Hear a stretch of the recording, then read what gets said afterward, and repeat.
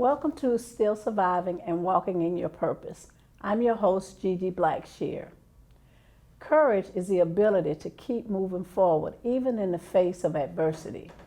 Not only is our next guest courageous, but she has a dogged determination to not be defined by the circumstances and situations of life. Please welcome to our show, Nadia Ramoutar. Nadia, welcome. My pleasure. Thanks for having me. So Nadia, tell our audience, who is Nadia Ramoutar? That's a great question. And I try to ask myself that almost daily because I think we're always changing and growing. And redefining ourselves. And redefining ourselves, Yes. yeah. And I also think the dangerous part is we get caught up in our labels. And we get caught up in our titles, and then we start drinking our own Kool-Aid. So we got to be careful of that. I love that. Yeah, but basically, in a nutshell, I was born in Dublin, Ireland. My father is from Trinidad in the West Indies, and my mother is Irish.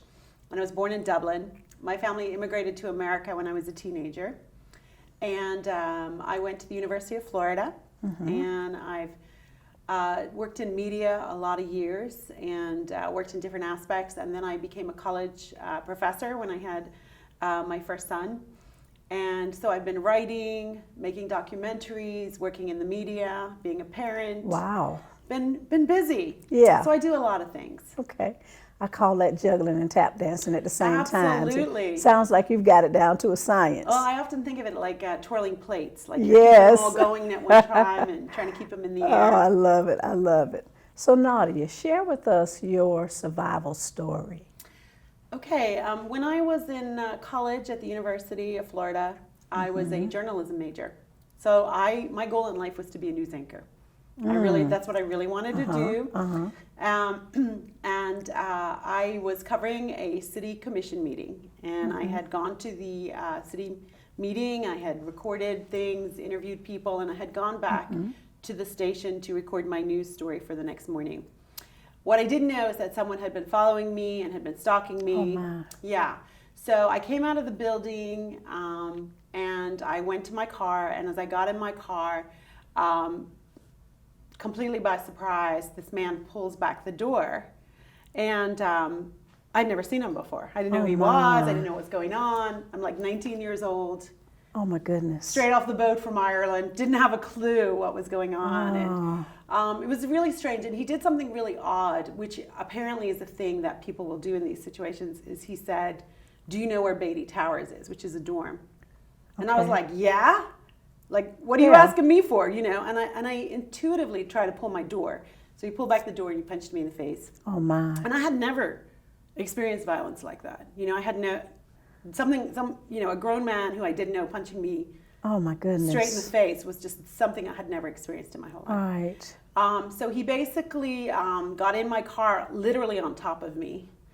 And I mean, it's a moment when all your, you know, everything, you just kind of like, what is going on? What is happening? Like, what is this? You know, what is Yes. going on here? But there's something within you, I think, that clicks into survivor mode. And, you know, since then I've heard of women and men say, well, I just played dead because I didn't know what else to do. But me, you know, my Irish mother's in my head like, you'll have to kill me first. Yeah, you better fight. Yeah, and so basically he beat me pretty badly until I passed out. Oh my He like goodness. banged my head against the car door until I Oh, my passed out and I goodness. lost consciousness. So when I came around, we were driving down a street in my car, Oh my goodness. and he was holding my hands. But I had a 5-speed, and I'm telling you, it's the craziest experience because your senses become so alert. And somewhere in my brain, I said he's going to have to change the gear at some point. Yeah. So when he goes to change the gear, you jump out of the car. Oh my. So he went to change the gear. I jumped out of a moving car, and I started to run. And I had blood on my face. My shirt was ripped open. You know, it was crazy. And I was running down the road, and I probably would have qualified for the Olympics because I was incredibly fast. Yeah. But next thing I realized is he's running behind me. Oh my goodness. And so I'm trying to wave down cars. It's 11 o'clock on a college campus, you know, on a Tuesday night, and no one's stopping because they're like, whoa, look at that crazy girl covered in blood, you know? Wow. So I waved down cars, no one would stop. And so I finally decided I would rather get hit by a car than this guy catch me. Yes. So I literally stood in front of a truck and put my hands out. Oh my. And a man stopped, and he was a volunteer firefighter. And I remember just being like a wild animal. And I said to him, he said to me, "Who did this to you?" And I said, "I don't know, but I need to go to the police station." So he said, "I'm going to find him." And I could see him. I could see him in the bushes watching me. And He was still there. He was still there. Oh my. And I was like, no. I said, "You have to take me to the police station." And he was like, "Okay." And I said, "Why are you out?" And he said, "I'm delivering pizzas." And I said, "Well, show me your pizza bag." Like, it's amazing. Your brain is just so amazing. Yeah. I was like, "If you're really delivering pizzas, show me your pizza bag." So he shows me these pizzas. And those poor people never got their pizzas, by the way. So he shows me the pizzas, and I'm like, "Okay, I'm going to get in this truck. And if you take your hand off that steering wheel, I'm going to jump out of this car." I've already jumped out of the car. Oh my. And he was like, "Honey, it's okay. I'm a firefighter." And he was like 6'5". He's like, "Honey," and he was very good with me. He was very calm. So he drove me to the police station. And the minute I hit the police station, I just became completely hysterical. Yeah. But the police officers went and found him trying to get in another woman's car. Oh my. Yeah, like that's what he did. He basically left where I was and he went to the next one. And so then I ended up having to go through a trial. Because he was a third-time felon, he was... And this was at 19. Yeah, I was 19. Oh my. Threw me in a tailspin. But what was strange for me was that I was treated like I was some kind of hero because I had survived. And I went through a trial and he was convicted. And so it was kind of one of those weird situations where everyone's like, "Wow, you're so brave and you survived." And I was like, "Well, why do I feel so brave? bad?" No. Yeah. I didn't feel brave. I didn't know what to feel. And honestly, no one knew what to do with me. Like, they didn't really know what to say. And actually, one of the most damaging things was one of my uncles said to me, "Well, you're a pretty girl. Something like that was bound to happen." Oh my. And I know that he was trying to help somehow, but I think what he did was put this pressure on me that I had somehow Been responsible. been responsible for that. And I think that was very damaging. Yeah. But I went on, didn't become a news anchor, didn't want to be a news anchor anymore, didn't know what to do. So I ended up getting a PhD in communications. And I've been teaching communications and really studied gender communication and trying to make sense, trying to empower people, help them find their voice. And of course, I've been teaching college, so I've been around that age group that I was when I had my incident happen. What do you think was inside of you that allowed you to survive that? Because I imagine that had happened to other women, had happened to other people, and they were not able to survive. So what do you think? Well, one of the things that I think definitely from a practical perspective was my mother had put me in Taekwondo as a young girl. So I did have some like scratch him inside the mouth, poke him in the eye. Right. And the police officers would tease me during the trial, and they kept calling me Rocky because they said he came out looking worse than I did because I fought back. You fought back. And I'm going to say that I don't think that was a conscious choice. I think there was something within me that wanted to live. Fight or flight. I wanted to live. Yeah. I mean, I really wanted to live. Yeah. And I think ever since it happened, every day has been a bonus. When you talked about running, you know, jumping out of the car and running. In a pair of high heels down the street. I imagine that was pure adrenaline that was driving you. The police actually told me I had one shoe on. I had one high heel. The other high heel was back in the parking lot somehow. And I just didn't care. I was just gonna live. Nadia, why is it important for you to tell your story now? Every time I tell this story, someone somewhere says, maybe I was molested as a child, or I was raped on a date, or somebody robbed me. And I think what I do is I give a voice to those who maybe didn't have the stranger attack that I had. Yes. In other words, I'm a victim of a violent crime, right?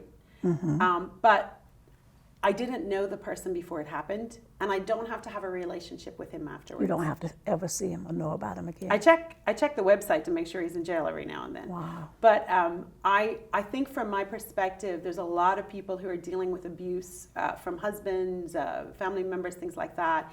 And I think what I'm able to do is perhaps let people know that there is life after this kind of betrayal. There is life after this kind of violence. There is life after, because what I have is post-traumatic stress disorder. So there are things that give me PTSD. Right. There are things that I can't watch. There are situations I can't be in.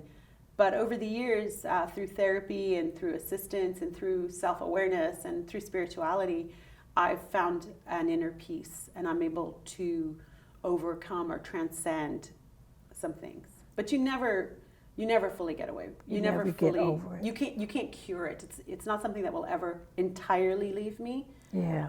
But I'm able to find comfort in helping other people.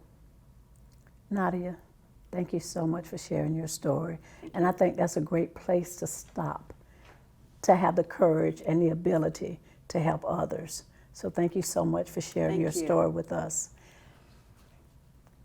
Nadia's story just shows us what great courage can do. Even though bad things happen, it doesn't have to be the end of your life. You can continue on, and you can come out stronger on the other side, even of traumatic circumstances or situation. Nadia demonstrated great courage in being able to survive, but also being able to then take the thing that happened to her and use it to help someone else. So if you're out there and you have experienced something similar to what Nadia has gone through, just know that your life is not over, that is not the end of your story. Not only can you survive, but you can also thrive.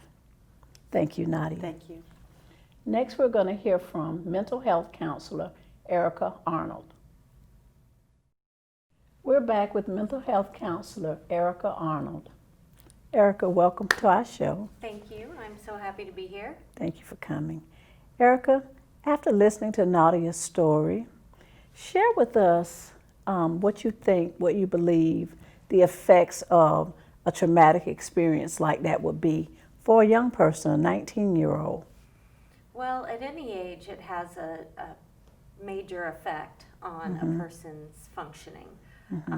Specifically, it can transform the functioning of the brain and actually change the pathways, therefore creating more anxiety, symptoms of depression, and things of that nature, as well as triggering those trauma responses that may be related to the event or not related. Nadia spoke of being reminded of the event by certain circumstances or certain events. Right. And those are triggers that can exist indefinitely, and even with treatment can only be minimized and not altogether extinguished. One of the things that she said was that will never be cured, that it will always be a part of her. And just the thought of having something that traumatic at 19 and then having to live the rest of your life with that and not really knowing what might trigger those memories or what might take you back to that place again can be pretty devastating. Absolutely. And I think that's why treatment is so important as early as possible. And again, it's very important that a person is ready to engage in that treatment because it can be re-traumatizing to go through some of the traumatic events and memories, which is part of the process. Prolonged exposure therapy is one of the best treatment therapies for PTSD and other trauma-related incidents. And the processes that a person tells his or her story a multitude of times. Now, of course, before they can do that, they need to have coping mechanisms in place in order to be able to deal with any symptoms that may arise. And I think having those coping skills in place is what helps them going forward. To be able to move So those forward. memories may be triggered, those thoughts and traumatic events may be triggered and come back up, But if a person has good coping mechanisms, they will know how to deal with those symptoms as they arise. And ongoing treatment? Yes, and Ongoing ongoing treatment. treatment. There's another treatment called EMDR, and it's a really interesting treatment for trauma, and it deals with eye movement desensitization and reprocessing. And Okay. it literally is a reprocessing of the way the brain functions to overcome the trauma. So Okay. it's something that absolutely must be addressed. If a trauma has occurred, I've seen with children, they may not be ready to deal with the trauma until they're much older, but even at that point, it's never too late to work on not only learning the coping mechanisms to deal with the symptoms, but to take the power away from the power that the event or the traumatic situation has had on them and over them since its occurrence. Okay. So that's what therapy is sort of, what the point of it is. Designed really, to do, right. To take the power away from the traumatic situation. So what would you recommend or what would you suggest to someone that may have been involved in a traumatic incident or situation but may not have gotten help, that may still be trying to deal with it on their own? Are there some resources, a number that they can call or a contact person that you could give someone that might be dealing with something like that? Sure. There are sexual assault facilities. There's one in Jacksonville, the Sexual Assault Response Center. Also in St. Augustine, there's the Betty Griffin House, and they do offer counseling as well as group counseling they offer individual and group for individuals who've experienced sexual assault or domestic violence. Also, a person can research therapists who are trained in either prolonged exposure therapy, trauma-focused cognitive behavioral therapy, or EMDR, which is the process I explained earlier. And those are all great researched treatments that can work on reducing those trauma symptoms. Okay. Erica, thank you so much for providing that information for our guests. Absolutely. If you have experienced any type of traumatic experience, be it physical violence or sexual abuse, please know that there is help to be found for you. The resources that Erica has provided, and also go to someone and talk to someone about it. You don't have to feel like you're alone or that you're going to be judged or somehow blamed for what happened. We know that bad things happen all the time, but there is help to be found and you can survive. Not only can you survive, but like in Nadia's case, you can thrive. Thank you so much for watching our show.